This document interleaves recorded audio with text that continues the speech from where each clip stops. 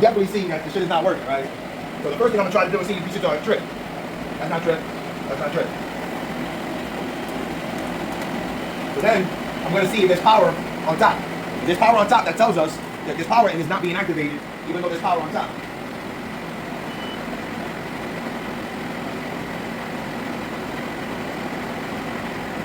I got no power on top.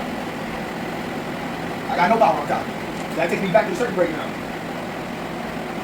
Which most likely is gonna be over there. Let's see over here. What's this one right here? AC.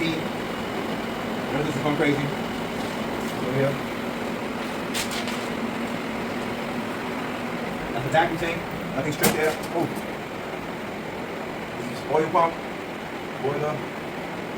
Spinning fresh air. Circular. None of these have it.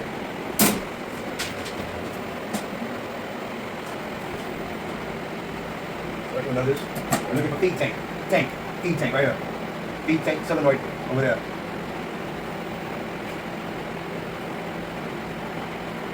I don't know if this is trip. This is feed tank right here. See if that made a difference. Woo! We got a light! We got a light! We got a light! Now, let's see if it turns on. Ooh! Ooh! Now, let's see if this side turns on. No. Nothing. The boiler tube turns on. Only when I do that. So right now, on. Okay.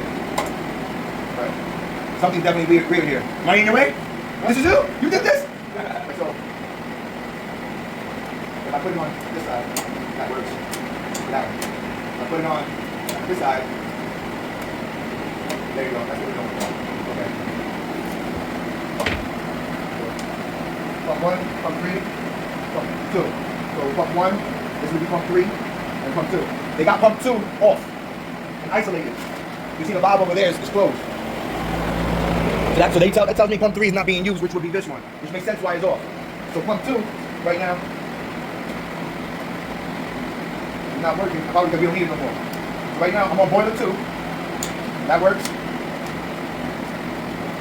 Alright, so something's definitely weird here. We're gonna figure it out and get back to you. Much finished. I found this breaker trip, which is boiler water pumps. So I'm assuming, which I'm not assuming, I actually know, this breaker powers this whole box right here. That breaker powers this whole box, so that breaker is pretty much powering all 3 of these on the top, and they're daisy chain. So now what happens is, every time I activate this one, which is for that pump, this whole thing sparks out and trips that breaker over there. So I realized this breaker and this pump is bad. So what I did was, I left it off, because that's for pump 1. I put the spare on auto, I put it on boiler 1, and now the spare, I opened up that valve that I said was closed, I opened it up, and then I opened this one to allow the water to pump to this side and go up, and now we're running on the spare, and boiler 2 still has this boiler 2 pump, but right now we're running on the spare. So we'll do that, we'll take the information on the pump. I would like to change the line starter as well, and we go from there. Right now, right, we talked about all that shit. I want to determine if the line starter is really the problem or the pump is really the problem. I think the pump, because the pump is probably frozen. But what I'm going to do is disconnect the pump from the line starter, put the line starter to power, continuity, and we'll see what's up. Right now, everything should be powered on top.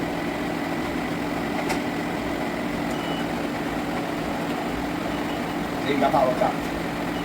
Power on top. Power on top. I just want to make sure I got power on the bottom. So what I'm going to do, that's okay. I'm going to take out the wires on the bottom. When I activate the switch, if it breaks again, then we know the line starter is probably the problem and not the pump. If it doesn't do anything, then we know the pump is definitely bad.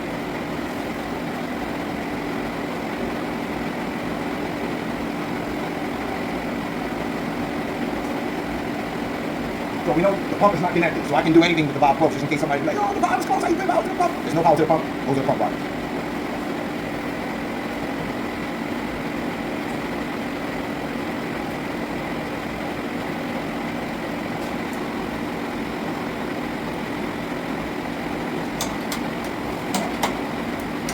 Okay, come around. Look, I got power to the pump now. So that means this would have power right now if I had them connected, right? So now we're gonna check the bottoms to see if we got 208 on the bottoms.